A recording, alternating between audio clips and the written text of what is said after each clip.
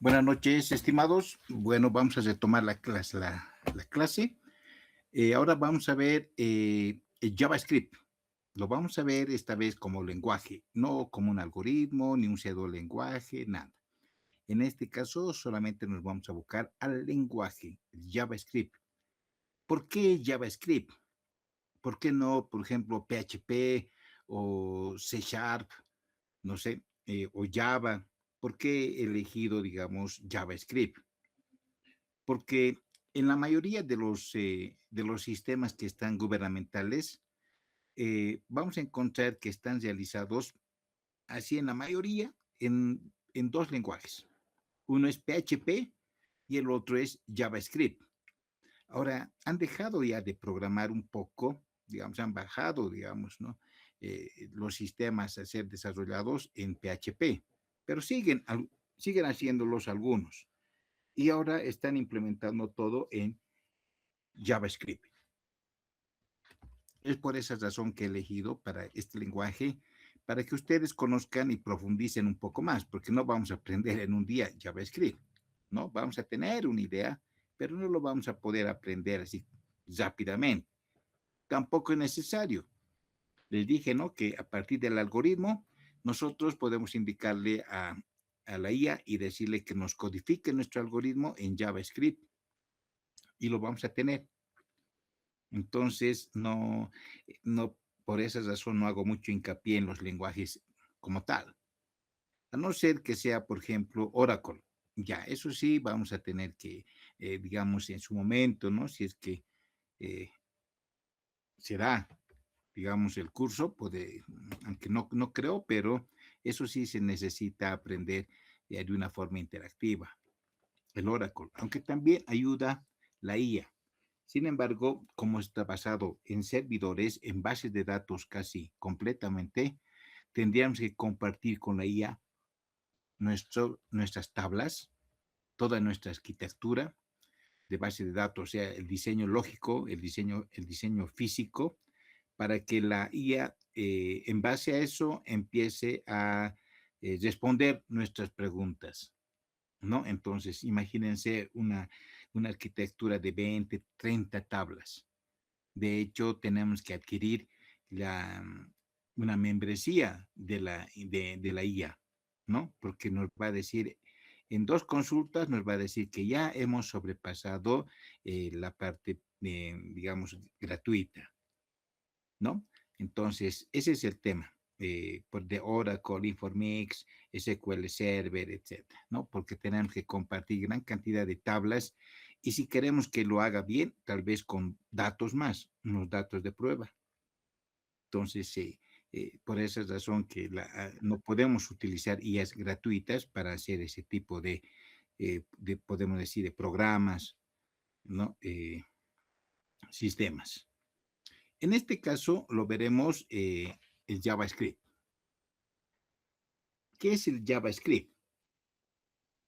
Algunos, los de sistemas deben saber que existe gran cantidad de lenguajes a medida que se ha ido creando desde 1970, 71, 79, 80. Ha ido desarrollándose varios lenguajes de programación. La diferencia entre estos lenguajes son de que la característica, podemos decir, de los lenguajes, que hay lenguajes que son compilados y otros que son interpretados. Esa es la parte, digamos, que los diferencia. Les explico.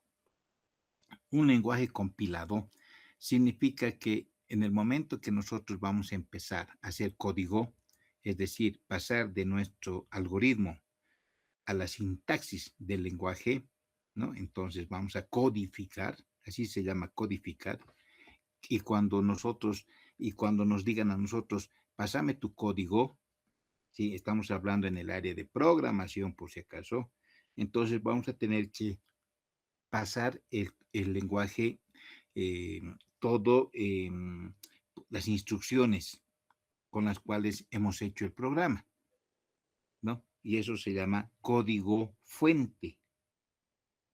Entonces vamos a colocarlo todas las instrucciones desde su inicio hasta el final. 50, 100, 200, 300 instrucciones Eso se llama código fuente. Y hay veces en nuestros términos decimos, pásame tu código. Ya no decimos código fuente, sino ya sobreentendemos de lo que estamos hablando, ¿no? Entonces, cuando programamos con un código, eh, por decir, el .NET, por decir .NET o no, sí, o puede ser C Sharp, por decir, o C++, no sé. Tienen pues ciertas instrucciones, un entorno, todavía no hablaremos de framework, tienen un entorno y un ambiente de desarrollo. Es decir, que tenemos que desarrollar, ¿no? Tenemos que programar dentro de ese entorno. Al programar dentro de ese entorno, entonces vamos a estar, digamos, vamos a instalar su entorno, ¿no? Su ambiente. Y en su ambiente vamos a tener ciertas instrucciones con las cuales nosotros vamos a poder hacerlo, que esas instrucciones, que ese programa se ejecuten, funcionen, ¿sí? Entonces, en ese entorno solamente están esos comandos. En ese entorno estarán ciertas facilidades para movernos de un directorio a otro directorio, etcétera, porque se presta para eso. Entonces, si salimos de ese entorno, no vamos a poder hacer nada. Sí, lo vamos a ver en nuestro programa como cualquier texto. Una vez que entramos a su entorno y empezamos ahí a codificar, ¿no? Con la sintaxis de ese lenguaje que estamos utilizando, todo lo de nuestro algoritmo. Una vez que lo codifiquemos bajo su sintaxis, bajo sus reglas de ese lenguaje, ¿sí? Sintaxis y reglas, entonces habrá un comando que diga compilar o tal vez ejecutar. En el momento que decimos ejecutar, presionamos un botón de ejecutar, ese ambiente lo va a agarrar instrucción por instrucción y va a comparar primero que la sintaxis esté correcta. Y luego va a empezar a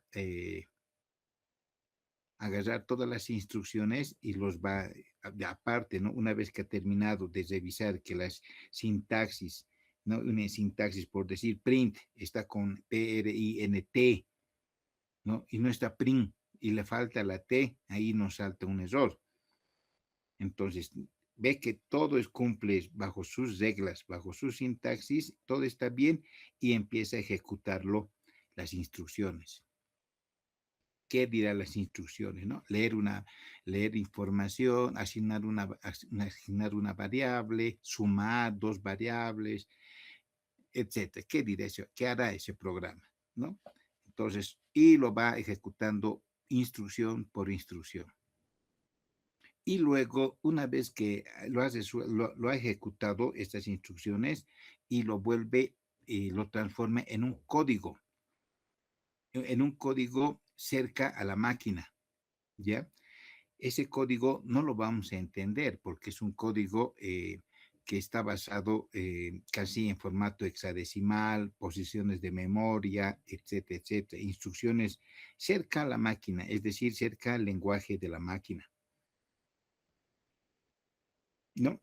Dependiendo del lenguaje, entonces sacará ese programa, lo transforma en otro código y de ahí lo volverá digamos, en un formato ejecutable. Es decir, que con solo poner el nombre va a correr, entre comillas, ese programa, ¿no? En nuestros términos de sistemas decimos correr, ¿no? ¿De corre el programa? Sí, significa que ha funcionado, pero son términos de sistemas, correr. Entonces, podemos decir ejecuta, ¿no? Se ejecuta todo el sistema, el programa y funciona a lo que supuestamente hemos resuelto con el algoritmo. Bien, esa parte de ver la sintaxis y de llevarlo a otro código para que pueda ejecutarse se llama compilación. Entonces, el lenguaje con el que hemos trabajado es un lenguaje compilado. Significa que sí o sí tenemos que ejecutar dentro de su entorno y dentro de su entorno también sacar otro programa, ¿sí? Pero que no lo vamos a entender si lo llamamos con un editor o le queremos ver con el WordPad o con un editor de textos, vamos a ver cualquier cosa que solamente ese entorno de programación y tal vez el Windows lo entiende, ¿no? Entonces, para ejecutarlo, vamos a necesitar que su entorno esté instalado en el sistema operativo. Puede ser Linux, o puede ser Windows, puede ser Mac, cualquier sistema operativo. Esos son los requisitos. Y nos saldrán tal vez en la primera compilación, tal vez 1000 errores. Y quizás nuestras líneas solamente son 100. Y nos salen errores más de las líneas de código. Generalmente salen esos, ¿por qué?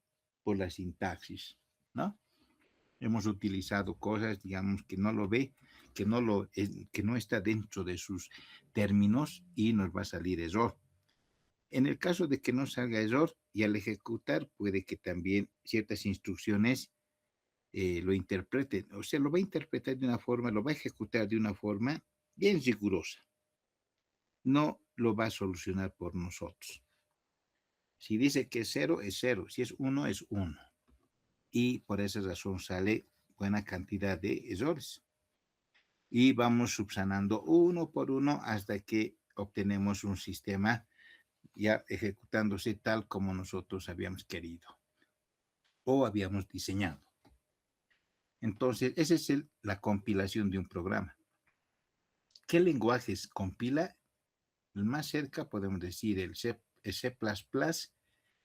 ¿no? Es el C, el lenguaje C también, luego el C++, el C Sharp, luego el Java, ¿sí? Que el Java realmente es bien antiguo, pero es el que compila y saca también pseudo ejecutables, ¿no?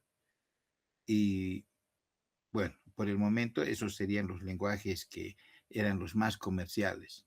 Algunos siguen trabajando o programando en C Sharp o en C++, pero ¿y por qué lo han dejado de hacer? Lo han dejado de hacer porque el C Sharp, por ejemplo, para que pueda correr, ese es propio de la Microsoft. Para que pueda ejecutarse, tenemos que tener licencia. O si queremos que corra, digamos, a nivel ya poder distribuir en un ambiente cliente-servidor, no sé, necesitamos licencia. Entonces, dentro de nuestro gobierno, ya les dije, ¿no? Por el tema del PIS y del PISLEA, entonces es el Plan Institucional de Software Abierto y de Software Libre y Estándares Abiertos, ese es el PISLEA, no permite que utilicemos lenguajes con licencia. Entonces, todo lo que es con licencia tenemos que desecharlo o migrarlo. Nos han dado antes, en realidad del año pasado ya cumplido el plazo, pero ahora lo han ampliado hasta el 30, hasta el 28. El 29 creo que hacen auditoría. Entonces, todo tenemos que migrar a software libre. Ahora, si bien, digamos, podemos utilizarlo, no nos van a ver, ¿verdad? Eso podemos pensar, ¿no? Yo lo utilizo, a ver, ¿acaso van a venir a revisar mi máquina? Mi máquina es personal, es mi máquina, ¿no? Entonces, obviamente que no lo van a hacer de esa manera. Pero tus productos, ¿sí? Tus productos, cuando entregues, si eres consultor, no te van a poder recibir porque la línea dice software libre. Aunque tú les digas, yo les voy a regalar la licencia, igual, no les van a recibir. Entonces, ¿para qué estar en ese dilema o con ese problema? Es mejor desarrollar todo en software libre.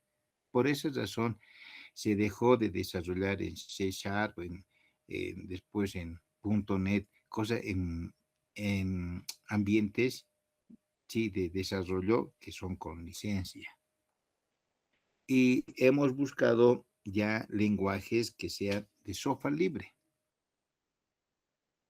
No necesitamos licencia, está el lenguaje ahí y por eso han utilizado el PHP, también han utilizado el Java y entre ellos JavaScript y ahora que está de moda el Python, ¿no? Y podemos, algunos utilizan tímidamente el lenguaje R, que es para estadística.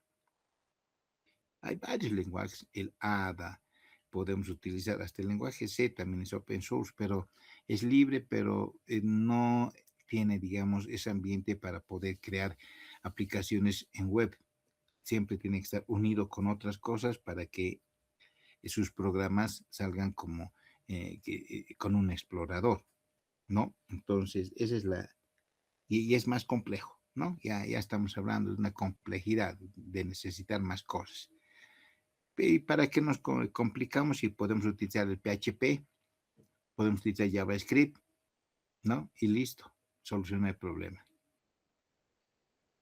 Bien, entonces, en un lenguaje compilado es cuando usted utiliza un ambiente de desarrollo y ese ambiente de desarrollo lo cambia, podemos decir, las instrucciones a sus características para que se pueda ejecutar. ¿Ya? Estoy tratando de utilizar términos no técnicos.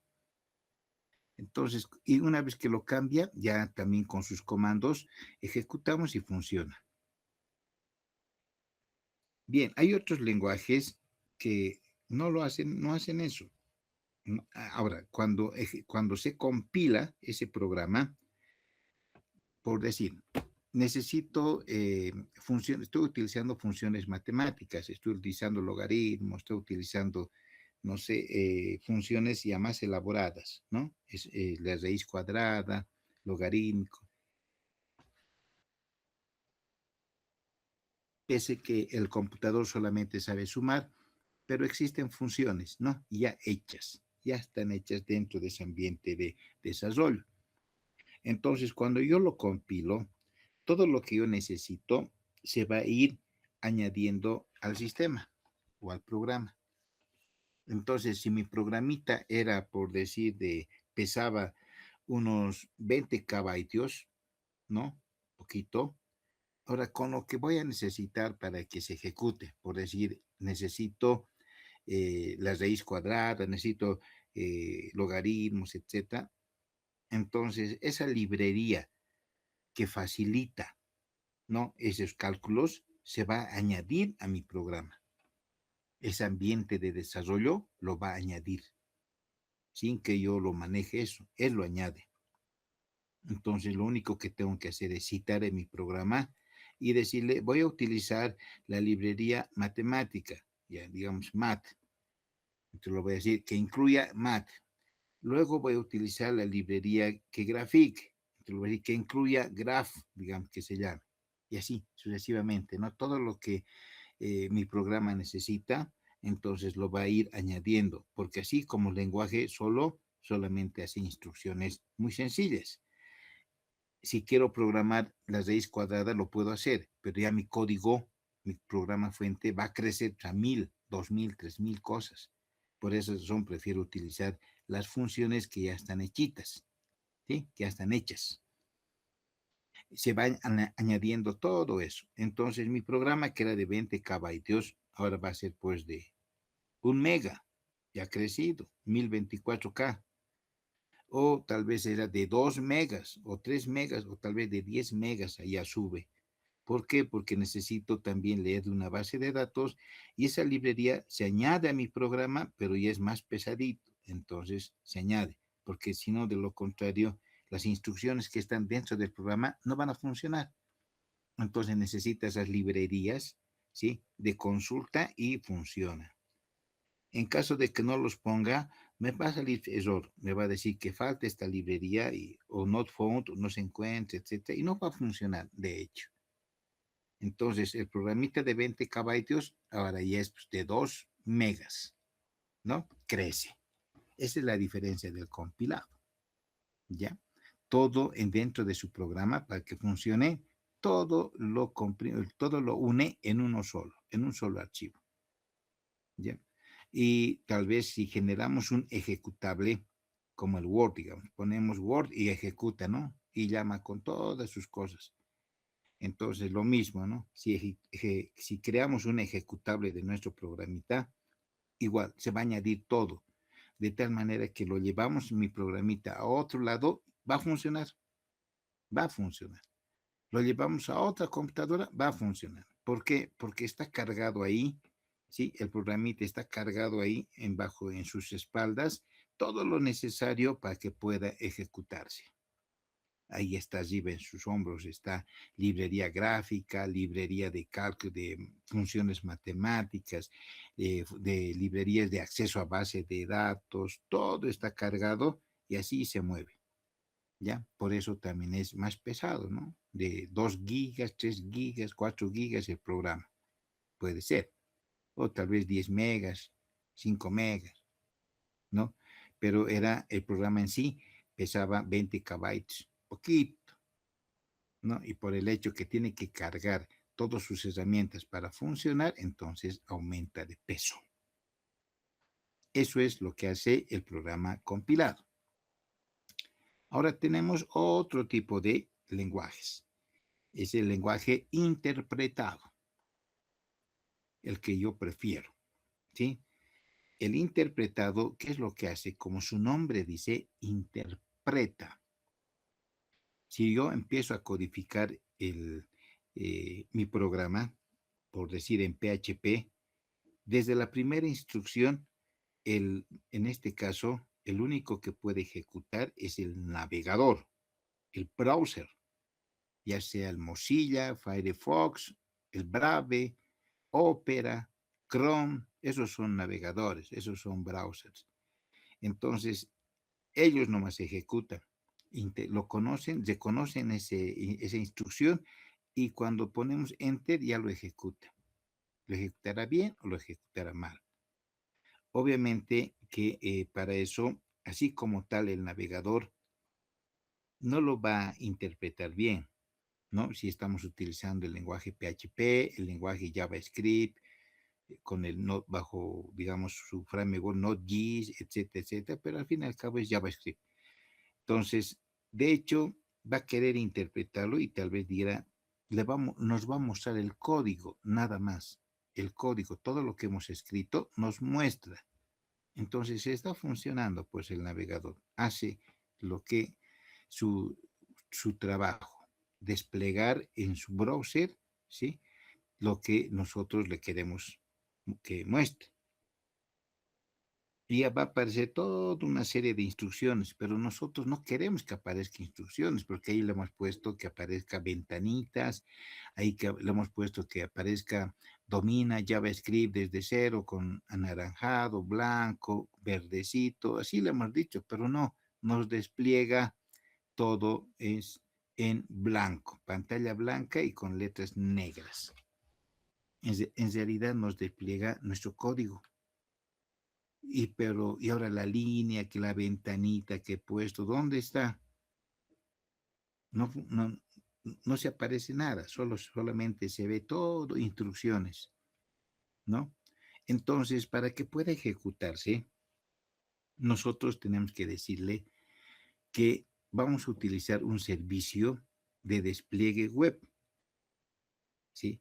El otro, un browser, te puede mostrar archivos de cualquier otro lado o navegamos por internet, no hay problema, todo funciona bien. Pero si nosotros queremos que interprete nuestro programa, entonces tenemos que prepararlo nuestra computadora para que haga un servicio web, es decir, para que ejecute nuestros programas que hemos desarrollado, ¿sí?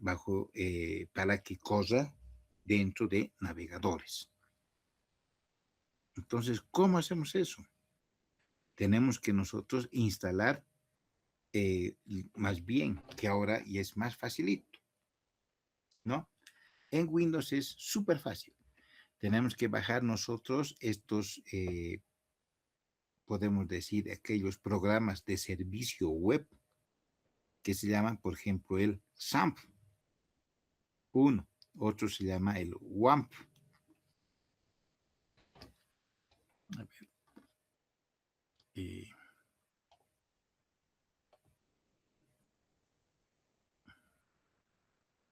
¿dónde estamos? Ya. Mm.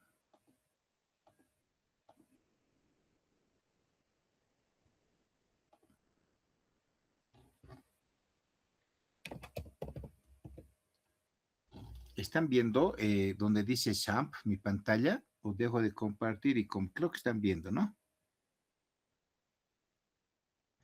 Sí se, sí se está viendo, Inge. Este SAMP es el que nos da pues el servicio web, ¿ya? El SAMP. Y cuando instalamos bajo Windows, se instala un entorno para desplegar ya las páginas web y que no nos aparezca instrucciones, sino que nos aparezca tal como nosotros queremos, ¿no? Con colores, con negrillas, con cuadritos, intermitente, con botoncitos, esa parte. Eso es lo que hace el SAMP, ¿ya? Es lo que hace el SAMP en Windows. En Linux tenemos que nosotros instalar uno por uno.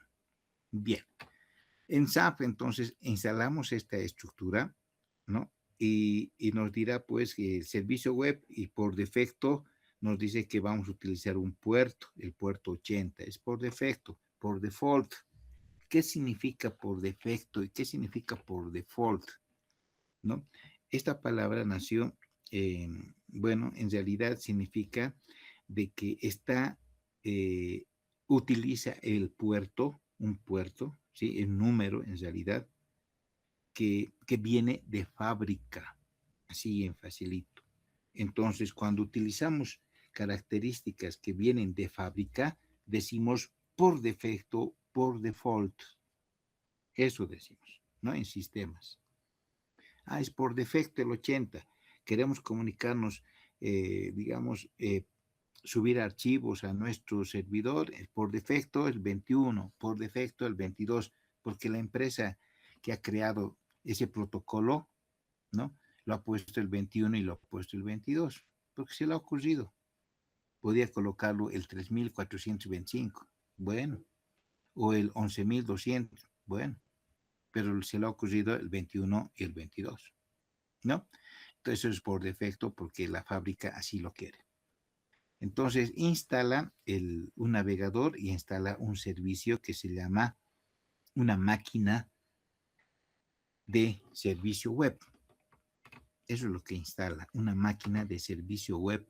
Y como está corriendo en nuestro computador, en nuestro propio computador, entonces esa máquina se va a llamar localhost. Así se va a llamar. ¿Ya?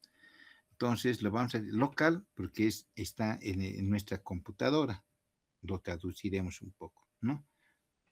El host porque va a servir como computador que sirva, que despliegue, que acoja nuestros programitas y muestre.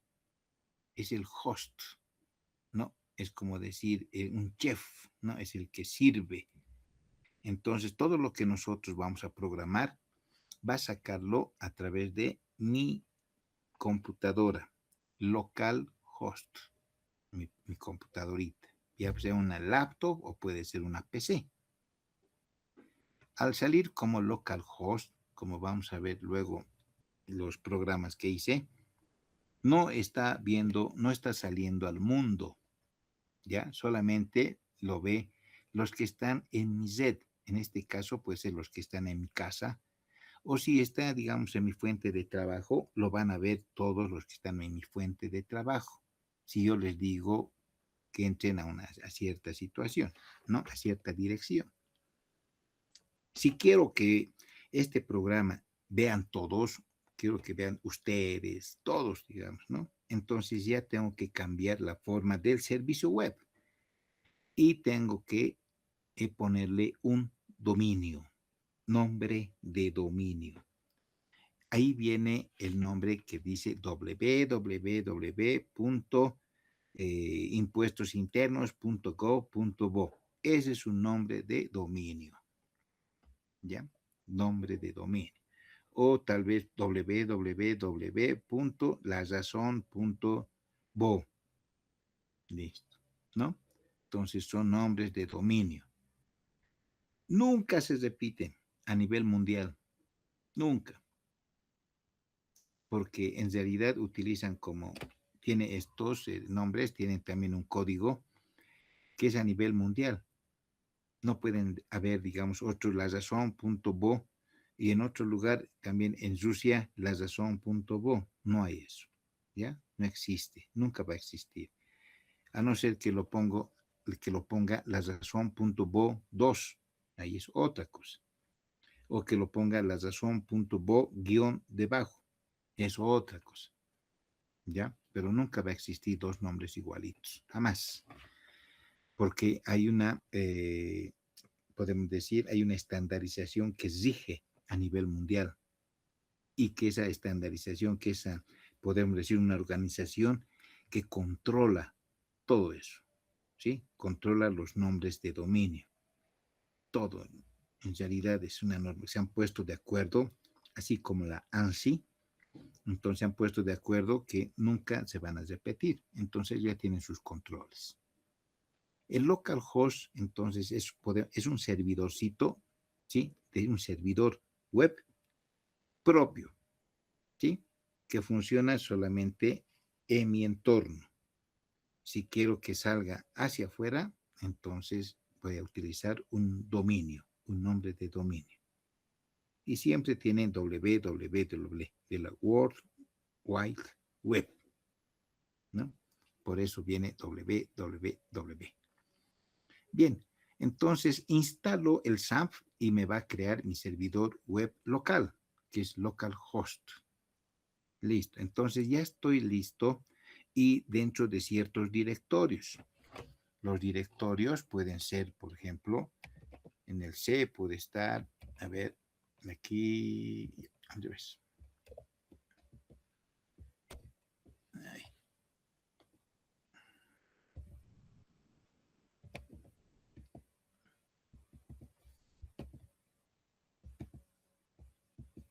Bueno, ya, supongamos que sí, para no perder tiempo.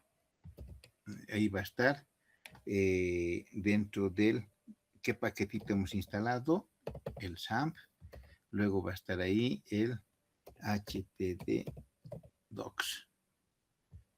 Y aquí adentro va a estar ya todos mis programas, ¿no? Entonces, todo lo que ponga dentro del HTDocs se va a visualizar en el navegador. Ya no va a aparecer las instrucciones, todo lo que hemos programado, el código, sino ahora se va a ver el efecto del código, ¿sí? Entonces vamos a ver botoncitos, vamos a ver colorcitos, vamos a ver todo. Pero a medida que vamos bajando, ¿sí? La página web, ¿sí? Lo que hemos hecho, podemos encontrar errores. Dice, no, no funciona esto porque le falta esta librería o esta librería está descontinuada, es muy antigua. Actualice de acuerdo al navegador, nos puede decir. En el campo, en el otro caso, cuando un programa es compilado, ahí es, ¿funciona o no funciona? Listo, no es que funciona a medias. En este caso, en el interpretado, va a funcionar todo hasta donde pueda. Y luego, si hay un error, nos va a mostrar el error, pero está funcionando de arriba, ¿sí? Pero solamente esa partecita hay un error, que les voy a mostrar también. Entonces, cuando hay ese error, imagínense, ha corrido todo, la mayor parte, pero esa parte ha fallado. Un botón, un icono. Por eso es lenguaje interpretado, porque va ejecutando la instrucción de arriba abajo, uno por uno, ¿sí? No es que sea una ejecución tampoco desordenada, es decir, muy, muy rígida, sino que si ve algunas funciones, función, por decir, asignar variables, esa función ve el inicio y también controla su final. Y todo eso lo agrupa y lo interpreta también como una función y lo ejecuta. Entonces tampoco es una el intérprete algo que pueda ir ejecutándose paso a paso, ciegamente, ¿no? Y sin ver que es un procedimiento, una función, un objeto, etcétera. No, lo ejecuta, lo interpreta, lo lee, ¿ya? Lo único es que va ejecutando las instrucciones y si hay un error, no le interesa, sigue ejecutando, pero lo ejecuta al momento. Por eso es intérprete. No necesita compilar, no necesita agarrar y revisar la sintaxis primero y luego ver su entorno, qué le falta y todo, y luego pasarlo eso a otro código, ¿sí? A un código, digamos, propio de ese lenguaje y para sacar un ejecutable, etcétera, etcétera. ¿Sí? No hace eso, sino directamente ve la instrucción y lo ejecuta, lo interpreta en este caso. Lo interpreta y vamos a ver colorcitos, botoncitos, todo eso. Esa es la diferencia entre la compilación y el lenguaje interpretado, ¿sí? Uno lo ejecuta paso a paso, en cambio el otro necesita revisar, verificar y todo. Obviamente que va, si no hay ningún error, lo va a ejecutar, pero lo va a ejecutar a lo que ve, a lo que están las instrucciones, perdón, ¿no? Si nos hemos equivocado en las instrucciones, saldrá cualquier cosa, pues, y otra vuelta hay que revisar paso a paso, hay que hacer un debugging, y paso a paso y ver la falla y solucionamos, otra vuelta compilamos y otra vuelta ejecutamos y así sucesivamente, ¿no? Por eso medio pesadito es cuando utilizamos con Java. Ya no sale unos errores que realmente son incomprensibles, ¿no? Y generalmente es porque no le hemos entendido su sintaxis. Y también ese lenguaje tiene pues su propio entorno. Entonces, si queremos utilizar funciones, procedimientos, objetos, tiene que ser de acuerdo a lo que él se ha diseñado. Pero en PHP es diferente, es diferente. En Java es otro diferente, es diferente. No es que nosotros, parecido a PHP o parecido a Fortran, no. Tiene sus propias características, no hay que compararlas. Tal vez el tipado, podemos decir, ¿no? Pero en realidad no hay que compararlos, cada uno tiene su propia característica, su propia complejidad. Y cuando le decimos antes, bueno, ahora, antes era pues terrible, teníamos que tener nuestro libro de Java al ladito, ¿sí? O porque, si no, tener, digamos, buen acceso a Internet y buscar manuales, etcétera, no generalmente con libros, y ver su sintaxis y de acuerdo a eso programar. La lógica ya está hecha. Lo único que nos falta es cómo lo vamos a vestir. Y ahí tenemos el problema. Y cuando lo vestimos va a salir no como queramos, ¿no? Tal vez una ropa y una vestimenta medio mala traza, pero sirve, le protege, algo así, ¿verdad? Otros sacarán realmente una ropa bien impecable, bien atractivo. Y otros, bueno, lo vestirán, de que lo visten, pero no se va a ver muy estético. Sí, así es el programa. Pues les decía, el desarrollador, programar es un arte, ¿no? Es un arte. Bien, entonces cuando nosotros sacamos lo hemos puesto nuestro programita aquí adentro, sí, aquí punto HTML, por decir. Entonces ya se va a poder ejecutar y vamos a ver qué es lo que hemos programado en el programa aquí HTML. Este programa, por ejemplo, aquí HTML, fíjense, después del punto viene la extensión HTML, ¿sí? Lenguaje hipertexto de marcas. Ese es el lenguaje con el cual ejecuta todo lo que nosotros vemos en un navegador, el HTML, ¿sí? Es el navegador, el primer programa, digamos, o el primer código que entiende rápido es la extensión HTML. Pero si lo ponemos docx o xlsx, no lo va a entender. Entonces, ¿qué saldrá? Lo que sea, ¿sí? Tal vez nada. Solamente el HTML y otras cosas, otros lenguajes también ya predefinidos lo ejecuta el navegador. Ahora, si queremos ingresar a la base de datos, ¿no? Y estamos trabajando con HTML, no vamos a poder, porque el lenguaje de marcas es solamente para crear tablas, datos, textos. Es HTML, es un lenguaje de marcas, nada más. Si queremos nosotros sacar información de una base de datos, desplegarlo, crear botones, y necesitamos de otros lenguajes que le apoyen al HTML. Y ahí viene el PHP. El PHP hace interacción con los servidores, ¿sí? Trabaja, podemos decir, al lado de los servidores. Es el que saca la información, ¿ya? Y necesitamos ahora un lenguaje que muestre, que despliegue, que nos vea, que despliegue su carita, podemos decir, la interfaz, así se llama.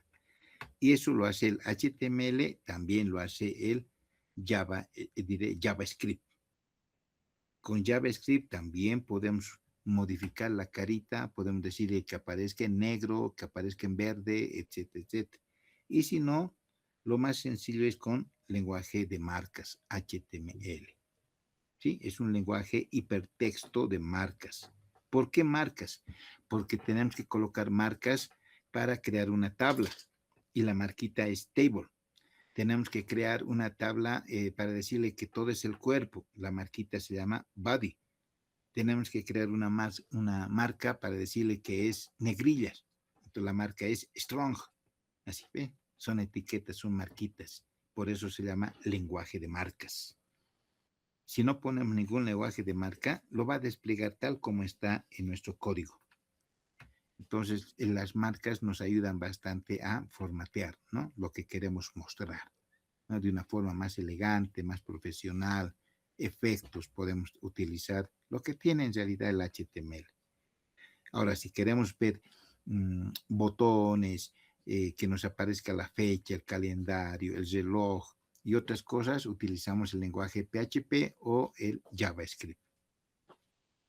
¿Sí? Entonces, eso nos ayuda. Ahora, cuando nosotros le decimos a la IA que este algoritmo lo transforme en PHP, lo va a hacer con todas las marcas necesarias. Si le decimos también que lo haga en JavaScript, lo va a hacer con toda la sintaxis de JavaScript y lo va a ejecutar. Lo único que si no sabemos, obviamente vamos a estar un poco confundidos. Pero si ya conocemos un poco el JavaScript, ya nos podemos ubicar dónde ejecuta, dónde suma, dónde resta, así en términos sencillos, y ya podemos modificarlo o entender la lógica de codificación del JavaScript. A veces no a la primera sale una maravilla, ¿sí? A veces se decepciona, ¿no? Y si mi algoritmo funciona, ¿y por qué este programa no funciona? Así en términos, ¿no? Si mi algoritmo funciona, he hecho prueba de escritorio, funciona, todo. Y pero cuando codifico, no funciona. Entonces ahí hacen el debug. Van revisando instrucción por instrucción y para ver qué es lo que ha pasado.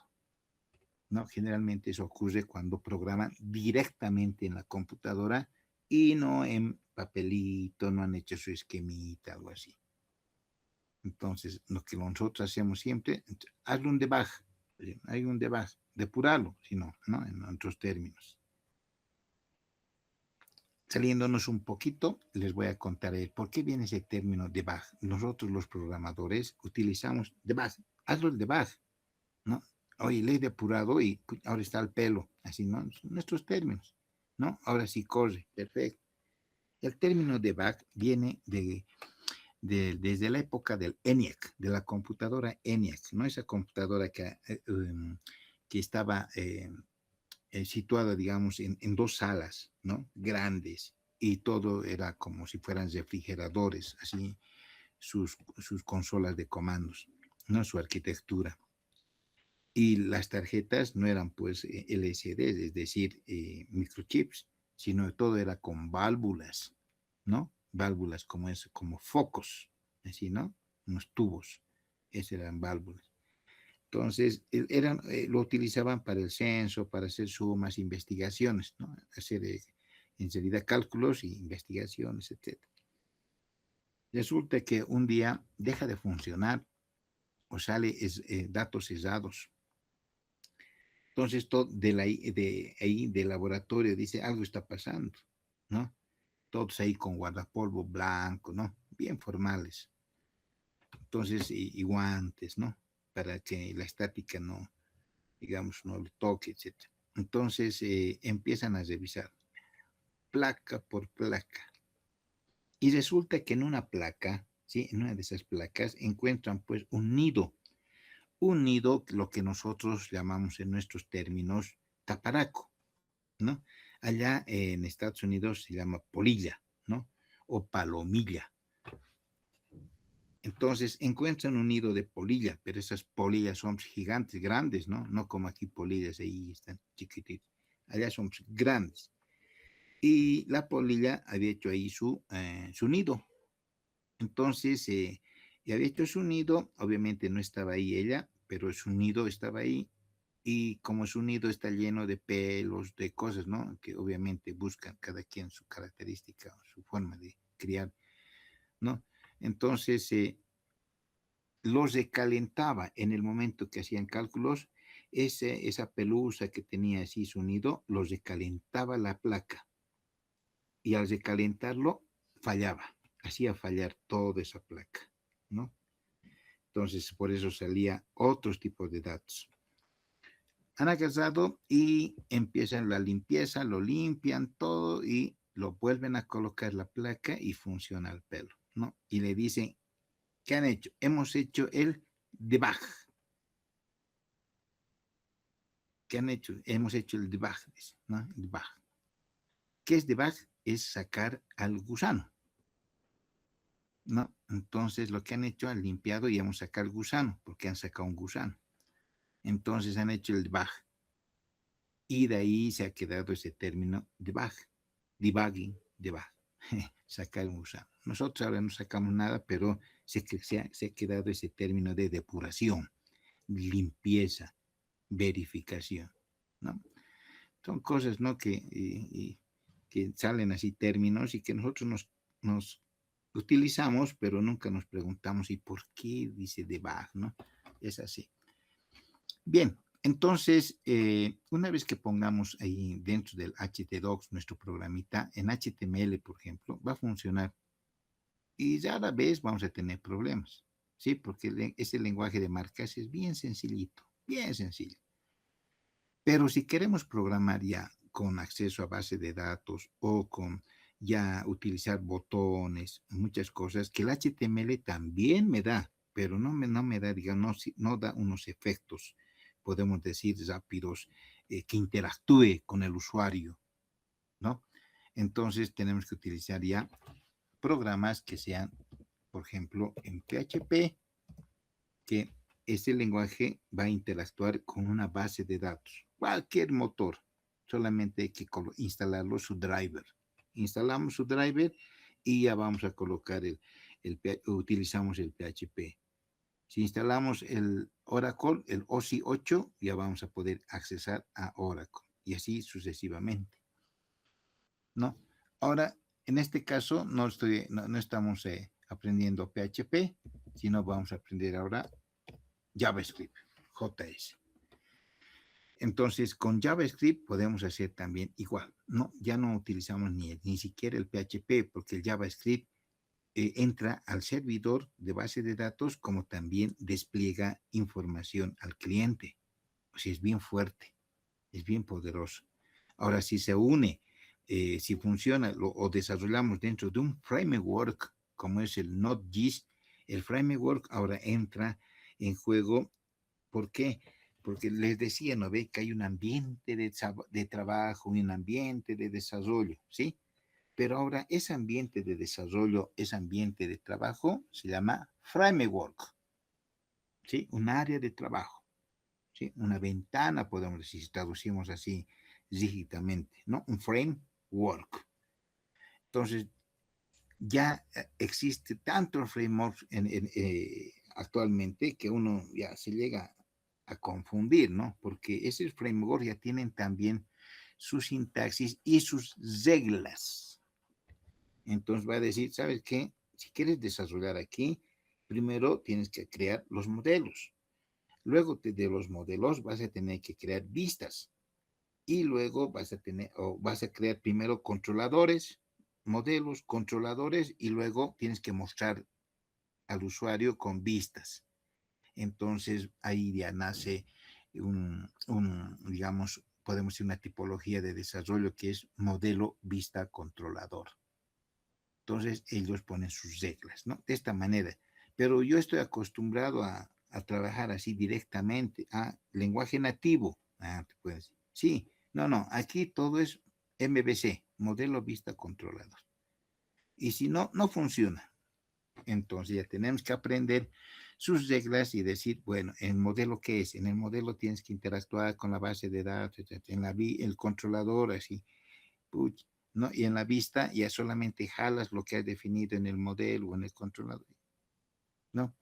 Es un poco complicado, pero si uno desde cero comienza, se acomoda. Es más rápido, no es más rápido, sino el mantenimiento que pueden dar al sistema es bueno, es escalable, porque si lo deja así, otro programador viene y puede continuar. Otro viene a continuar. En el otro caso donde se crea todo un programa sin utilizar frameworks,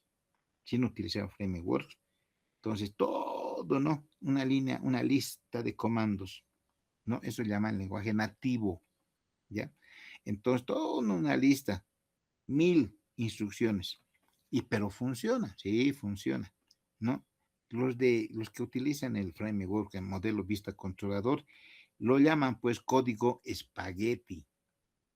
Pero todo depende, ¿no? De qué escuela vienen. Me refiero a qué tiempo, porque antes programábamos así y nadie se ha atrevido a decirnos código espagueti, porque más bien nosotros, como no había el modelo vista controlador, o si en otro país había, pero nosotros no lo hemos establecido ya como una forma, digamos, de desarrollo, entonces hemos creado, o se han creado, pues, una programación ordenada, utilizando estructuras, y ahí viene la programación estructurada, que ya lo han desplazado a un ladito y han utilizado el modelo vista controlador.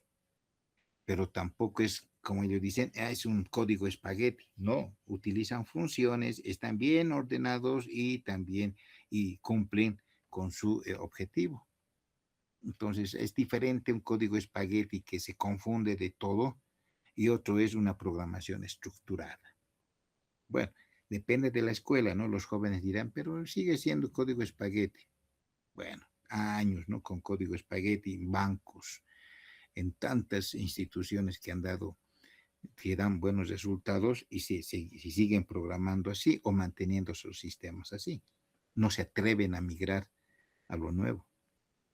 Es, como les digo, les he dicho en un momento, la verdad no viene por un lado, ¿ya? La verdad, nosotros nos podríamos preguntar entonces, ¿qué es la verdad? Uno dice esto, el otro dice esto, entonces al fin y al cabo nos confunden. ¿Cuál es la verdad? Es que en realidad la verdad es de acuerdo del punto de vista. Esa es la verdad. Entonces uno verá, digamos, esa situación, digamos, del código espagueti o de la programación estructurado, de acuerdo a su punto de vista, de acuerdo a su experiencia. Y el otro verá la programación de acuerdo al modelo vista controlador, que también resuelve el mismo problema, igualito. Puede salir los mismos resultados y tiene que salir, pero lo ha hecho con otra arquitectura, con otra sintaxis, etcétera, etcétera, con otra tipología, ¿no? Entonces ahí es pues bien discutible en sistemas, ¿no? Nadie puede decir que lo mío es mejor. ¿Dónde va lo mío es mejor? En el análisis de algoritmos. Ahí, si el algoritmo es súper rápido, perfecto, ¿no? Y si no es rápido, bueno, ya tiene su complejidad. Y si estamos hablando de resolver un pequeño problema o mediano problema en 5 minutos, imagínense un problema más grande, ya va a subir en 5 horas. Entonces, ahí es otra cosa, ¿no? Ahí sí podemos ver qué algoritmo es bueno y qué algoritmo es malo. Pero después en lenguajes, no veo, digamos, la relevancia. Entonces, ponemos ahí en SAP, htdocs y aquí JS, ahora va a correr en JavaScript. Generalmente lo que se hace es eh,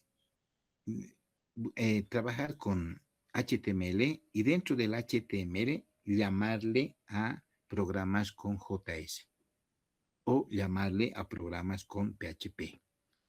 Entonces combina, ¿no? Siempre combina, digamos, los lenguajes. Ahora utilizan otros frameworks realmente bien fuertes que en sí, dentro de esos frameworks también está HTML. O sea, no hay forma, aunque sigamos llamarlo JS, pero hay partes que utilizamos el lenguaje de marcas, pero bajo la sintaxis del famoso framework que hemos elegido. Puede ser el famoso React, puede ser Angular, que hay hartos nombres que no sé, y aprender todos ellos no vale la pena, ¿no? Nos podemos centrar en uno solo y empezar a manejarlo bien todo completamente. Ese es, estimados, los lenguajes, ¿no? El compilado y el intérprete. La diferencia, obviamente, el algoritmo es el mismo. La parte conceptual es uno solo. Ahora, de cómo lo vamos a vestir al algoritmo, ahí viene con los lenguajes. PHP, JS, podemos hasta decirle que codifique en C Sharp, en C++, en Java, en todo lo que nosotros conozcamos. Si es que tenemos nuestros servidores ahí predispuestos a que puedan ejecutarse, ¿no? Bien, alguna consulta, alguna pregunta que quieran eh, acotar, agregar, preguntar.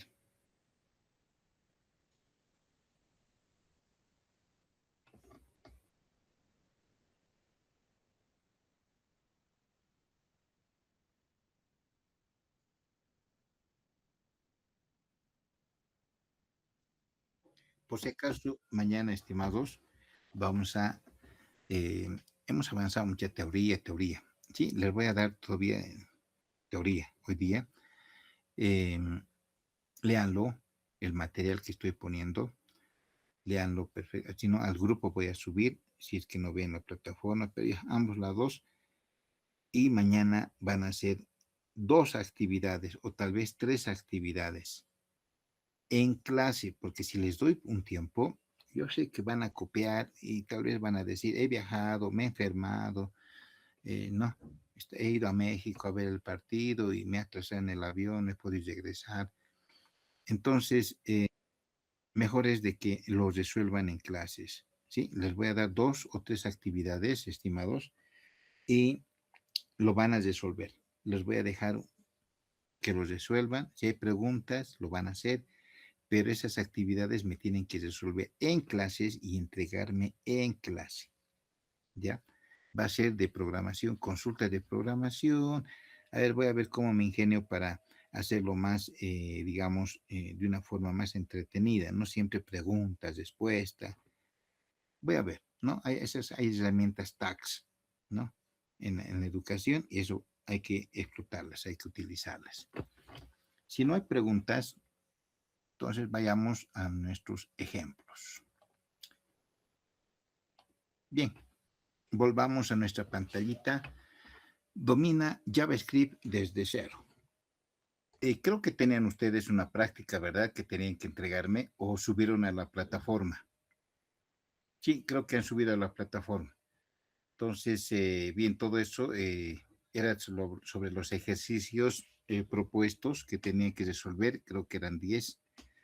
A ver, voy a ingresar y espero que lo hayan hecho. Es que, como les decía, ¿no? Todo yo evalúo en base a las actividades. El examen casi no doy mucho puntaje en realidad, ¿no? Pero a mí me interesa que resuelvan, que interactúen. La otra forma es que lo haga bien participativo el curso, pero he visto que no todos tienen, digamos, esa formación, ¿no? Entonces es mejor que darles actividades y que lo puedan resolver. En este programa que lo he llamado, lo he denominado, domina JavaScript desde cero. Bueno, es algo ambicioso, ¿ya? Es muy ambicioso, pero en realidad lo que quiero mostrar es de que eh, lo que se puede hacer con JavaScript. Bien, fíjense, por ejemplo, los textos. Veamos, analicemos, ¿no? La pantalla es la parte, lo que nos llamamos la parte, la interfaz del usuario, ¿no? Lo que ve el usuario. Detrás de esto, yo puedo ver código realmente que el que conoce, ¿sí? Que el que conoce va a ver toda esta información. Mire, todo esto es el programa que ustedes están viendo. Todo, ¿no? Ahí está, por ejemplo, las divisiones, la cabecera, ¿no? Todo, y por eso se llama el lenguaje de código, ¿sí? El lenguaje de código. Fíjense la extensión HTML, perdón, lenguaje de marcas, porque todos son marcas. Ahí está el main, es que aquí está un div, aquí está este es el tamaño de font, el H2, tenemos aquí cómo lo va a dividir con un span para que aparezca separado, centreado, etcétera, etcétera, ¿no? Cuando pongo aquí de esta manera con doble slash es comentario, no lo va a leer ni lo va a ejecutar. Luego tenemos aquí definiciones de constantes, estoy colocando como constantes todos estos textos. Esos son propios ya del lenguaje en sí, ¿ya? Porque aquí en algún momento vamos a ver, aquí está, dice, ¿no? Tiene el nombre de JavaScript. Estamos diciendo que es de formato JavaScript. En cambio, lo otro, porque aquí decimos es un script, le estamos diferenciando. En cambio, lo demás ya es un HTML.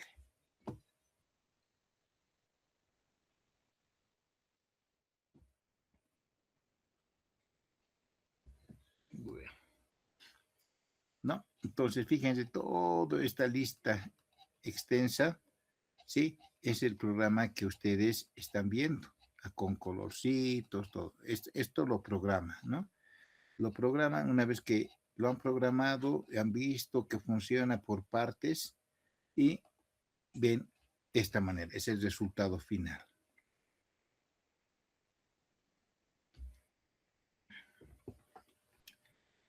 No es que de una forma automática va a aparecer color verde, amarillo, rojo, no.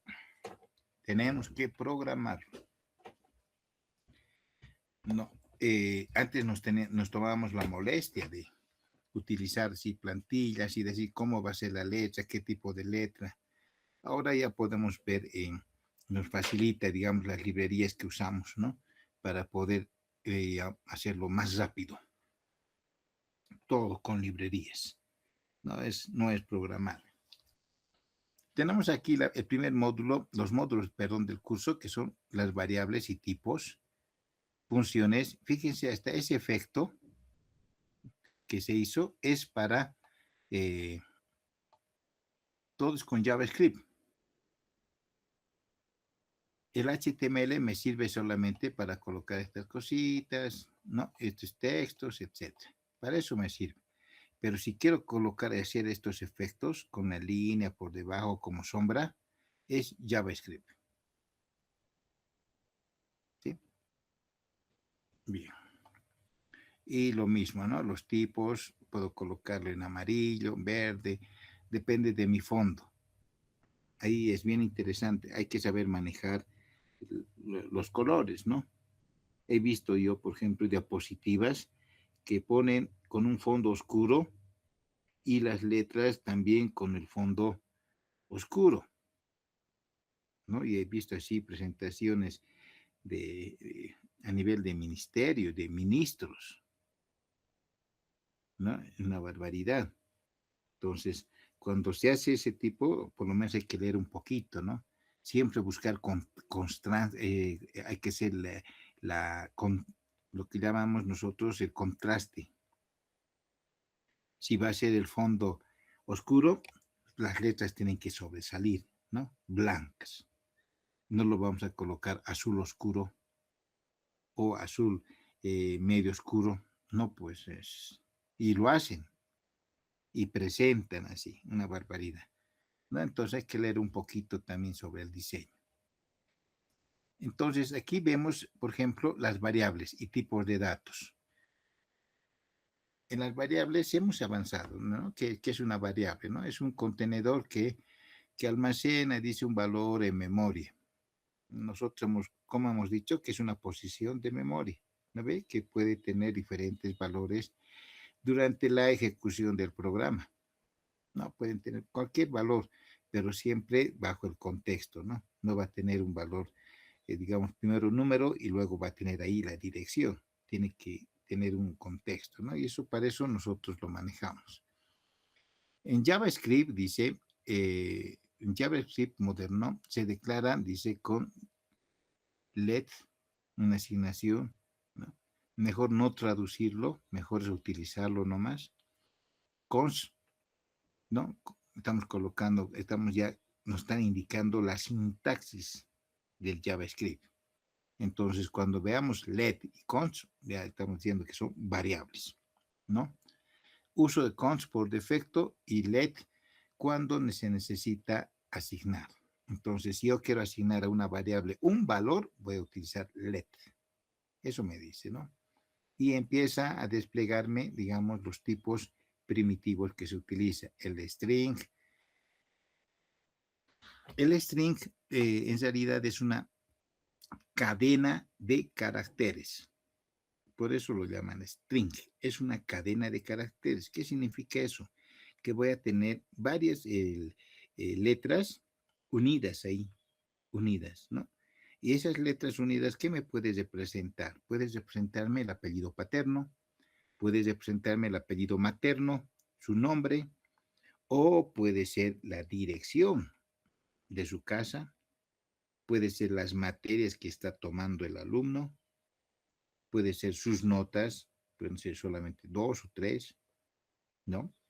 Entonces, esos, si hablamos de caracteres que están unidos, ¿no? Por decir, Pedro es una cadena de caracteres que está unido, que da un sentido.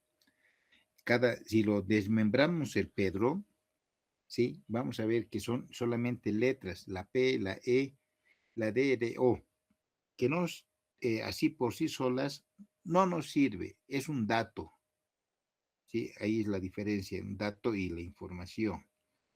Entonces no nos sirve así como desmembrado.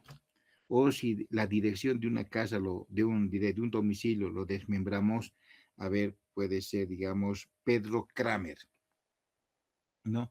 O puede ser Boquerón, lo desmembramos, entonces Pedro Kramer puede ser tal vez un nombre de una persona, pero en esa variable estaba como dirección, ¿sí?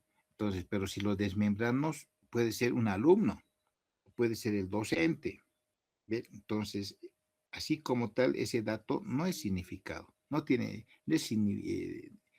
es muy significativo, pero si lo unimos, ahí le damos un contexto, ahí se vuelve información, obviamente dependiendo de la variable. Si en la variable dirección lo asigno eh, Juan Gutiérrez Paniagua, entonces ya tiene un sentido, es una dirección, es una calle o puede ser una avenida, pero ya nos da el contexto de que es un lugar. Pero si no lo ponemos dentro de esa variable, colocamos, por decir, no sé, en apellido paterno, materno, nombre, lo desmembramos, puede ser un alumno o un docente, Juan Gutiérrez Paniagua, ¿no? Entonces ahí tenemos que ver bien, por esa razón los campos tienen que tener, digamos, un contexto en el cual, digamos, hagas referencia al valor mismo, ¿no? Si ponemos paterno, materno, es un Juan Gutiérrez Paniagua, es un alumno, listo, o una persona. Pero si lo ponemos en el campo dirección, entonces vamos a decir que es una dirección, es una calle o un pasaje o una avenida, ya, depende que lo pongamos como un prefijo, ¿no? Entonces, todo ese conjunto de caracteres es un string, así se llama, una cadena, ¿sí? En otros lenguajes, aquí podemos utilizarlo tal vez, bien, lo podemos definir como string, ¿no? Decimos que estos datos van a ser una string, o esta variable va a almacenar una string, algo así. Pero en otros lenguajes, no. Se asume ya el valor, es decir, dirección, y lo cargamos información de dirección y es dirección. Entonces, no hay en un lugar donde se defina previamente que es una cadena de caracteres. Se define por el contenido, ¿ya? Luego tenemos el otro que es number, obviamente es número. Luego tenemos otro que es booleano, ¿sí? Recordando álgebra lineal, ¿sí? Y el álgebra de Boole, ¿no? Es verdadero y falso, ¿no ven? Entonces de ahí no se sale por ningún lado, es más claro. Null. Entonces aquí está bien definido el null. Null dice que es ausencia intencional de valor. Así lo define en JavaScript. Para mí es ausencia de valor, nada más. Conste que el null eh, dentro de una variable, o sea, asignar una variable, no significa que esté vacía, ¿no? Tampoco que tiene cero. Es ausencia de valor. Esa variable, esa porción de memoria, está vacía. No hay nada. O podemos decir, hay nada. Ese es el nulo. Tengan muy en cuenta. No es lo mismo que pongamos ahí espacios en blanco. El espacio en blanco dentro del código ASCII es el numeral 32. Entonces, si hay un espacio en blanco en esa variable, está pues el valor 32. Entonces hay algo, ¿sí? Hay algo. No es lo mismo que el nulo. O si lo ponemos el 0, y el 0 también tiene su valor ASCII. Entonces hay algo ahí, hay un valor ASCII, ya sea tal vez representado en hexadecimal, no sé, pero hay algo ahí, un valor. En cambio, el nulo, ausencia de valor, no existe. Solamente posición de memoria está la dirección que apunta a esa posición de memoria y nada más. Esa es la diferencia. Luego tenemos el otro que dice undefined, dice valor no asignado, no definido. Si lo traducimos un poco con nuestro inglés, vamos a decir que no está definido. Pero en JavaScript dice un valor no asignado. Eso significa, ¿ya? El symbol es identificador único. Entonces, si lo declaramos una variable symbol, es identificador único. Y ahí tenemos los ejemplos, ¿no? Enteros y decimales, el 42, 3.14. Tal vez en otro lenguaje no sea punto, tal vez sea coma, 3,14. Todo eso hay que leer previamente, ¿sí? Ahora, si le decimos que nuestro algoritmo lo lleve a JavaScript, lo va a llevar con toda la sintaxis del caso. No nos preocupemos, ¿sí? Lo necesario lo va a poner como string, número, booleano, etcétera, etcétera. Eso es lo de bueno, la IA, ¿sí? Tipos no primitivos. ¿Dónde lo guardo esto?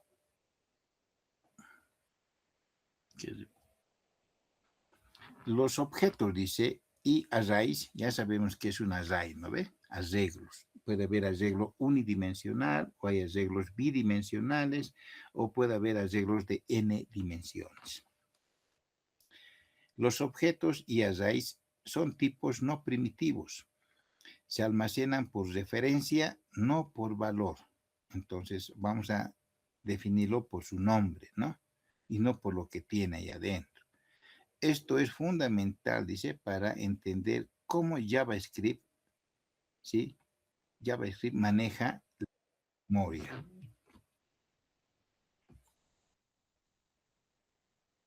Un cachito, a ver, ¿qué están escribiendo?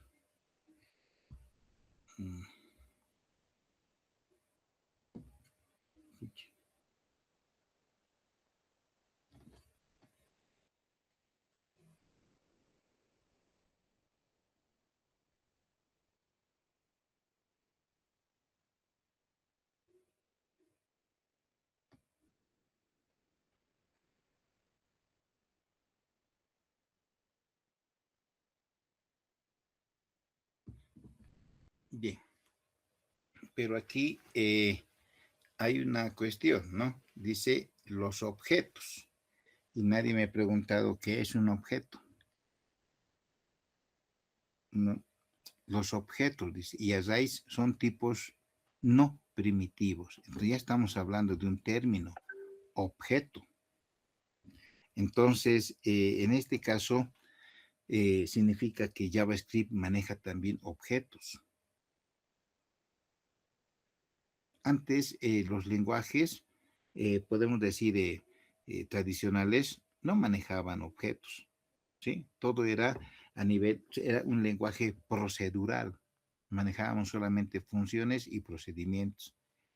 Luego ya con el Java y con el C++ ya se ha empezado a manejar ya los objetos. Más que todo con el C++. Y netamente ya se programaba como objetos. Pero, ¿qué es un objeto?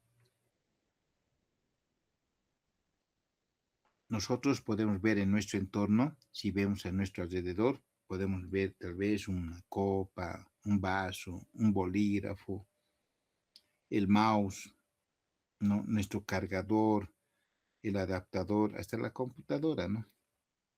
Todos son objetos. Podemos ver nuestro reloj, el televisor, todos son objetos. Entonces, eh, ¿cómo podemos definirlo? En sistemas, ¿no? En sistemas. El arquitecto tal vez definirá de otra manera. El civil, no sé, el médico. Pero para nosotros el objeto es como una entidad, a ver, lo vamos a definir no siempre de un libro, lo entenderemos, ¿ya? Lo entenderemos. Ya a esta altura ya somos capaces de poder definir no solamente cuestiones de informática, sino otras cuestiones más. Ya podemos nosotros dar nuestra opinión y definirlo de acuerdo a nuestra experiencia, ¿no? De acuerdo al área que ustedes están, digamos, de acuerdo a su profesión. En nuestro caso, en sistemas, un objeto, a ver, nos imaginaremos, vamos a imaginarnos nuestro celular, lo que tenemos a nuestro lado. Entonces, el celular es un objeto. Obviamente, este objeto no va a formar parte de la mesa, ¿ya? Tampoco va a formar parte de una silla, sino el objeto va a formar parte de ¿qué? De comunicaciones. Se necesita, el celular lo utilizamos para comunicarnos, ¿sí? No comunicarnos con la silla, ni con el ropero, ni con la pared. Nos comunicamos con otra persona que también tiene el mismo objeto. Entonces, de alguna manera interactúa, aunque a la distancia. Entonces, este objeto tiene tiene características propias, ¿ya? Propias. Y la mayoría es así, propias. No es que el vaso se confusione con la mesa, se levanta en algún momento y luego está en otro lado, la taza, etcétera. Entonces tienen características propias. En sistemas, ¿sí? En sistemas, este objeto tiene además, puede manejar, digamos, eh, ya, podemos decir que puede cambiar de forma, no así de, digamos, como en las películas, no, sino cambia de forma manteniendo su característica de comunicación. Entonces, si bien nos utilizamos el celular para comunicarnos, podemos ver que también hay otro equipo donde tenemos ahí un disco y un auricular, o unos botones y un auricular, que también sirve para comunicarnos. ¿Sí? La característica principal que estamos viendo en el celular es comunicarnos, no jueguitos ni YouTube, sino comunicación estamos viendo, ¿ya? Podemos ver otras cosas también, ya vamos a ver eso. Entonces, para comunicarnos, entonces vemos que la comunicación también lo hace a través de otro objeto, lo podemos hacer. Podemos ver, hay objetos que tienen números, ¿sí? Podemos marcar los números. Hay otro objeto donde tiene un disco y ese disco se marca, ¿no? marcamos como una especie de, como un disco, ¿no? Un disco mm, con números y empezamos a moverlos, mover el disco de acuerdo a una secuencia de números. Todo eso que tiene una característica de comunicación. A eso nosotros lo vamos a llamar polimorfismo. Entonces, un objeto, aparte de tener sus propias características, maneja polimorfismo. Estamos hablando en sistemas. ¿Sí? Es decir, que si bien cumple, digamos, el objetivo principal, que es comunicación, pero también nos puede representar de diferente manera. Entonces, yo cuando agarre, digamos, mande un mensaje a ese objeto, le diga discar, entonces no va a ir pues al celular, tampoco va a ir donde están los botones con números, sino se va a ir al otro modelo donde hay un disco, pero me va a aceptar, ¿sí? Va a cumplir su objetivo. Entonces el objeto maneja polimorfismo. Esas son características de un objeto. Luego podemos, ahora, ¿qué hacemos? Resulta que va a venir, eh, tenemos, ya no tenemos, digamos, el celular.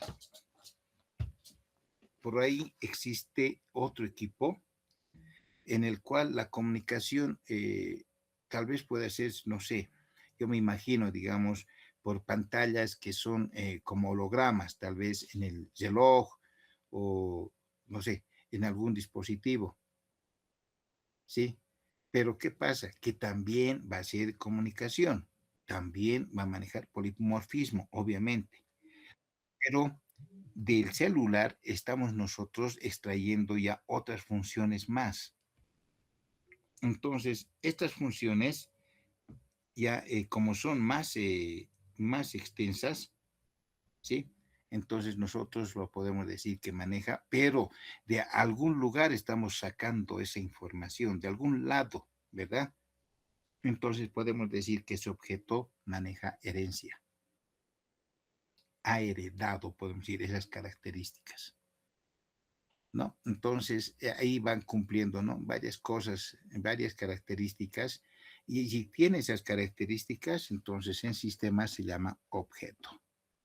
Ahora, ese objeto puede formar parte de una clase, ¿ya? Una clase, y esa clase, ¿qué va a ser? La clase va a ser, por decir, teléfonos, listo. La clase teléfonos, y dentro del teléfono va a estar el discado, los botones, el celular y otras cosas más, ¿no? Esa clase ya en realidad el objeto forma parte de esa clase, ¿no? Y así podemos ir un poco viendo, abstrayéndonos un poco más. Y cuando utilizamos en sistemas tenemos que utilizar todas esas características y que nos ayuda bastante, ¿no? Y por eso ya hay la programación orientada a objeto, ¿no? Que es un poco ya más abstracto y en realidad ya es para dedicarnos, ¿no? Para dedicarnos y programar y entenderlo bien. Perfecto. Vamos ahora a otro lado. Funciones. ¿Qué es una función? Habíamos definido nosotros, ¿no? ¿Qué es una función? Le hemos puesto a nivel de, digamos, de algoritmos. Una función, dice, estamos en JavaScript. Una función es un bloque de código reutilizable. Ah, qué interesante, ¿no? Nos dice que es una función de bloque de un código reutilizable que realiza una tarea específica. Dice, son ciudadanas de primera clase en JavaScript. Pueden asignarse a variables y pasarse como argumentos y retornarse. Bien, entenderemos esto. Un poquito lo ampliaré. Ya. Entonces, nos dice que una función en JavaScript hemos definido nosotros en algoritmos. En JavaScript, una función es un bloque de código reutilizable que realice una tarea específica. Es suficiente con eso. Entonces, yo puedo crear una función que realice, por decir, necesito la secuencia de Fibonacci. Mm, sí, o puedo necesitar, ahí ya, mejor así. Necesito, puedo hacer una función para convertir los números a letras. Entonces pongo 1500, ahora voy a convertirlo en letras. Voy a poner 1500. Y tengo 573, entonces la letra va a ser 573, ¿no? Eso va a ser una función. Entonces, esa función yo lo puedo utilizar las veces que yo quiera. Cuando voy a sacarlo, digamos, unas boletas de pago, lo utilizo. Si, digamos, quiero sacar, digamos, o colocarlo en un libro contable, en un reporte contable, lo utilizo. Solamente que si tengo que enviar el número. Lo envío el número y la función lo convierte a letras y lo despliega. ¿Y dónde sale el valor? Ya les dije, ¿no? El valor que sale del resultado de la función siempre va a ser en el nombre. Entonces, si se llama, digamos, función va a ser convertir y entre paréntesis, ahí va a estar, digamos, el número. Entonces yo le llamo a la función convertir y lo pongo entre paréntesis 573. Listo. Va a ir donde está la función y el 573 lo convierte y va a retornar en el nombre, en la palabra que se llama convertir. Ahí retorna el texto 573. Entonces, ese texto, ese nombre yo lo puedo asignar con let a una variable y lo imprimo. O directamente lo puedo imprimir. ¿No? Lo puedo imprimir y listo. Eso es la función, ¿no? Devuelve el valor, procesa y devuelve el valor en su nombre. En cambio, un procedimiento no es así. El procedimiento hace el cálculo, lo mismo 573, lo mismo, pero no se torna en su nombre, sino dirá print y va a imprimir o display resultado, lo que sea, ¿no? De acuerdo al lenguaje, y va a desplegar 573. Es la diferencia. Pero los cálculos pueden ser los mismos. Uno retorna en el nombre y el otro retorna, puede ser una variable o lo despliega directamente. ¿No? Es la diferencia entre una función y un procedimiento. Entonces, aquí dice una función es un bloque de código reutilizable que realiza una tarea específica. En nuestro caso es convertir de números a letras.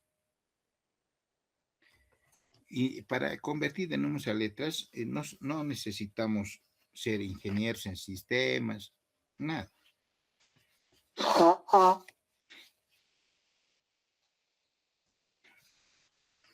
Lo único que tenemos que hacer es analizar bien el algoritmo, ¿no? Es decir, el número. ¿Cómo podemos nosotros, para volver a ver 123? Entonces, tengo que ver y lo que hemos avanzado en colegio, en escuela, que es las decenas, centenas, miles, unidad de miles, millones, etcétera, etcétera, ¿no ve? Nada más. Sabemos eso. Hemos avanzado en colegio desde chiquitos. Por eso sabemos el 10 es 10, el 100 es 100, el 1000 es 1000. Si no superamos esa teoría, ¿cómo vamos a distinguir entre el 1000 y el 100? ¿Verdad?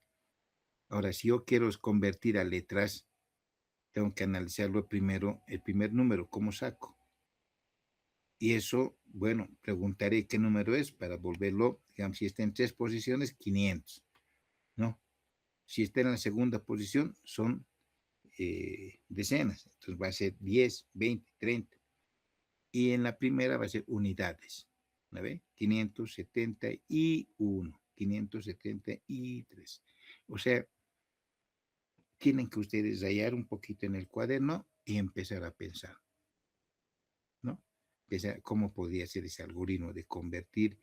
Ya les dije, no se necesita ser un ingeniero de sistemas ni estudiante de programación. Un algoritmo tal como nosotros pensamos, igualito tenemos que ver en nuestro, digamos, en nuestro análisis. Lo único, tal vez tendríamos que esforzarnos un poco cómo dividir, cómo obtener el 5. ¿Cómo podemos obtener el 5, el 6, el 7, ¿no? ¿Cómo saber si es 500 o 1000, o es 7000, 8000 o 1 millón? Esa parte no. Lo tenemos clara, esa parte, ya listo, el algoritmo ya está hecho. En tipos de declaración, ¿cómo podemos declarar en JavaScript? Estamos conociendo el JavaScript, no con el fin de que sean expertos, pero sí tienen que conocer, ¿no? La diferencia en JavaScript, PHP, luego vamos a ver Python y luego R. ¿No ven? Entonces, tal vez nos quedemos más tiempo, en realidad no nos queda mucho tiempo, pero igual, más que R, yo quisiera mostrarles el Python, ¿sí? La instalación, todo eso, para que ya podamos utilizar otras cosas. Entonces, las funciones, sí, los tipos de declaración de una función declarada se eleva, dice, ¿no? Ahí hosting es en inglés, disponible antes de declararla. Es decir, primero viene function, y luego viene el nombre, ¿no? El nombre y luego entre paréntesis. De esa manera manejamos las funciones.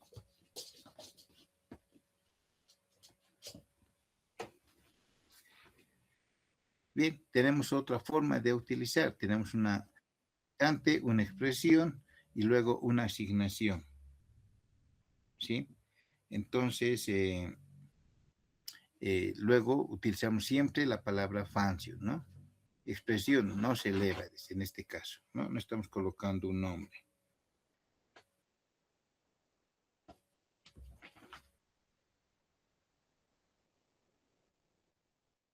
Un momentito, me están escribiendo.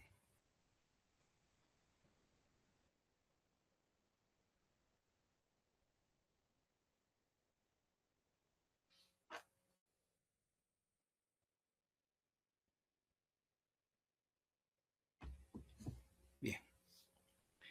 Los parámetros y argumentos. ¿A qué se llama parámetros y argumentos?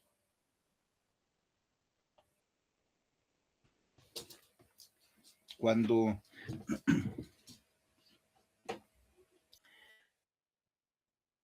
tenemos definido una función, ¿no? Por ejemplo, el tema de convertir de números a letras, definimos una función, la función va a ser convertir, ¿no? Su nombre es convertir, y entre paréntesis ponemos ahí una variable que va a recibir el número.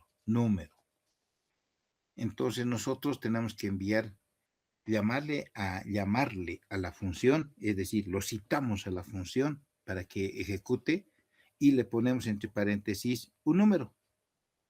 Y ese número va a ser, digamos, 70. Entonces, ese número ingresa a la función y empieza a trabajar el algoritmo y sale el texto 70. Ese número que ha ingresado, entre paréntesis, se llama parámetro. Ha ingresado un parámetro. Ahora, una función puede tener un parámetro, como no también. No es obligatorio eso, ¿no? Entonces, pueden tener un parámetro, entonces, digamos, y calcular en base a ese parámetro. No sabemos qué número va a tener. No sabemos. Pero otro es que en los argumentos, ahí eso lo ponemos ya un valor.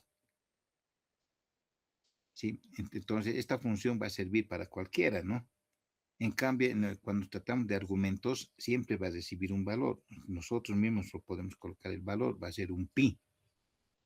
Entonces, con el pi y otras cosas más, va a calcular el radio y todo, y vamos a ver ese cable de cuántos, qué longitud tiene, ¿no? Entonces, puedes recibir, digamos, parámetros y argumentos. Bien. Dice otro en verdecito, dice, no, las arrow functions son ideales para callbacks, para llamadas hacia atrás y funciones cortas, llamadas desde espaldo. Es bien interesante traducir, pero también bien problemático, digamos, ¿no? Tendríamos que estar en ese mundo para poder entender qué es un callbacks. Si solo dice retorno, si solo retornas una expresión, puedes omitir las llaves y el return con doble en ese. Bien, lo dejaremos ahí, no nos complicaremos, ¿sí? Pero para los que quieren desarrollar es un dato bien importante. También tenemos funciones de orden superior, ¿sí? Reciben o retornan otras funciones, son la base de la programación funcional, como conocimiento. Yo no les voy a decir, cite un ejemplo de funciones de orden superior, nada que ver, ¿no? Porque ustedes no son programadores. Los closures tampoco, se van a confundir, mejor no lo tocaremos, los closures.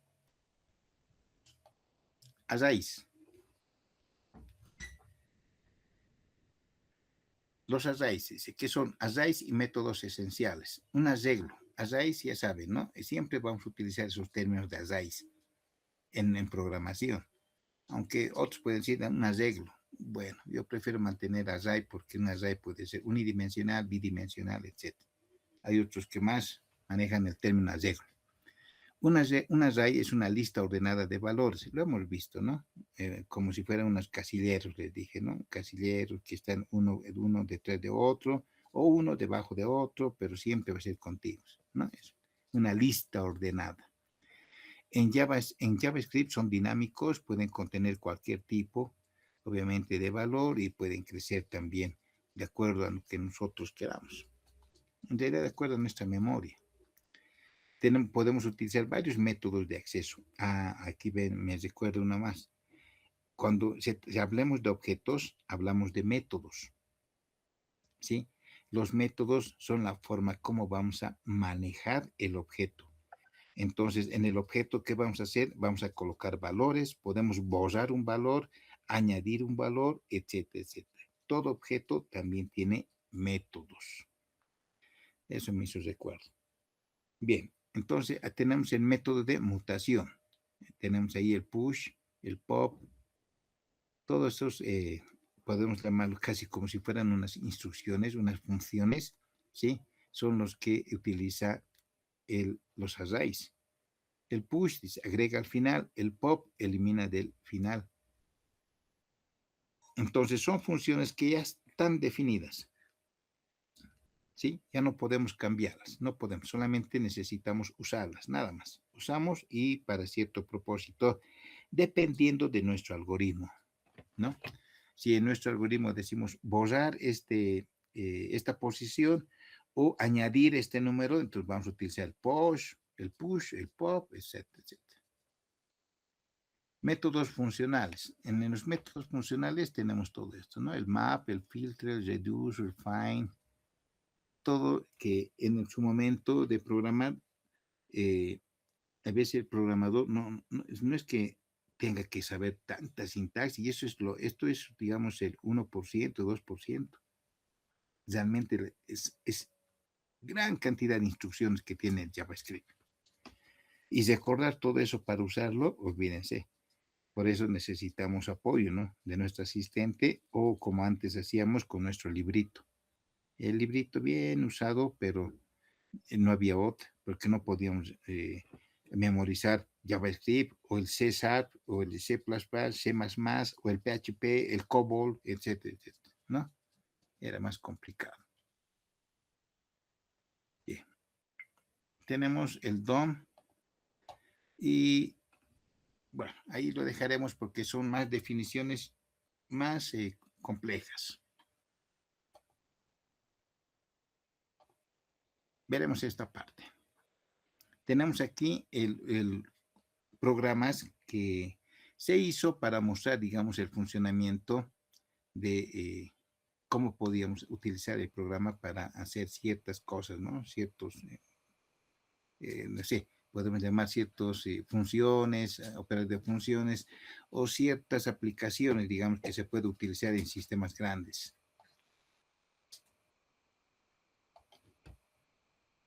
A ver, cachito. Ya. Aquí tengo una. Ay. Ya.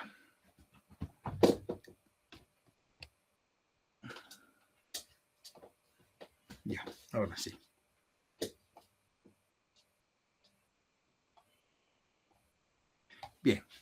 Por ejemplo, este botón lo que hace es una introducción de variables y básicas. Nos está mostrando, por ejemplo, cómo estamos asignando los valores. Tenemos aquí, asignamos el nombre Juan, la edad tiene 25, ¿no ve? Y le estoy diciendo a través de una función, ¿no?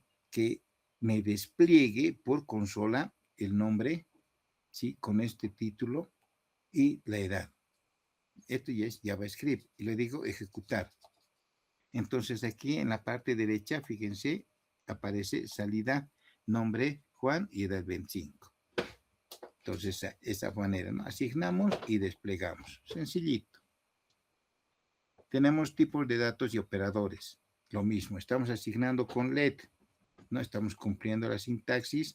Le decimos que despliegue por consola, ¿sí? La suma, esto y hacemos la operación. Ejecutamos el código y en derecha nos aparece, ¿no? Suma 13, módulo 1. Dice, ¿es mayor? Sí, es verdadero. Y luego tenemos las condicionales, ¿no? Estructuras de control básicas. Eso vamos a encontrar en cualquier lenguaje. Tenemos el número 7, preguntamos, if número es mayor que 5, en este caso sí, el 7 es mayor que 5, sí, va a aparecer el número es mayor que 5. Si no fuera así, va a aparecer el número es 5 o menor. Y luego entramos ahí a una estructura de control repetitivo, ¿no ven? El for, que lo va a repetir cuántas veces. A ver, veamos. La primera vez se asignan 1, luego tiene que hacerlo, va a ir incrementándose hasta que sea igual a 3. Sí o sí. Pero si cuando es while o es until, eso tenemos que, ya hemos visto, ¿no? Pregunta antes, el otro, o pregunta después, pero ya ejecutado. En este caso, solamente es un ciclo. Listo. El número es mayor que 5. Iteración 1, iteración 2, iteración 3. ¿No? Sí, son programitas pequeñitos que en realidad, y está hecho en JavaScript. Condicionales. Básicas, ¿no? Aquí vemos una función, ahí está, function, dice, function, saludar. Aquí está entrando un parámetro, nombre, y va a retornar hola y el nombre. Bien, tenemos aquí como mensaje, estamos llamando ahora a la función. Mire, estoy llamando a la función saludar y le estoy poniendo como parámetro María. Y va a salir por el mensaje este mensaje. Eso es lo que les decía, ¿no? La función, como viene aquí, responde, es decir, el valor está en el nombre, entonces todo por eso le estoy asignando todo esto al mensaje y que despliegue. Entonces aquí va a decir, hola María, ¿no? Aquí así medio, me dirá, pero bien largo. Esto es lo más corto que puede, el Python lo hace más cortito, obviamente, ¿no? Pero si queremos hacer lo mismo en Java, vamos a tener que hacerlo más largo, utilizar una librería de entrada y salida, etcétera, etcétera. Es más complicado en Java. Más moroso, digamos, no complicado, pero más moroso. Este es en el caso de arreglos, ¿no? Tenemos aquí, estamos definiendo ya, fíjense cómo se define el arreglo, ¿no? Le estamos cargando a frutas ya como arreglo, donde van a estar manzana, banana, naranja. Y luego va a salir el mensaje de en frutas. Solamente necesito ponerle el nombre para que me despliegue. Listo. Tengo aquí frutas, manzana, tantos, y el índice, aquí me está mostrando que también entro aquí en un for each, que es parecido al for, pero es propio del JavaScript.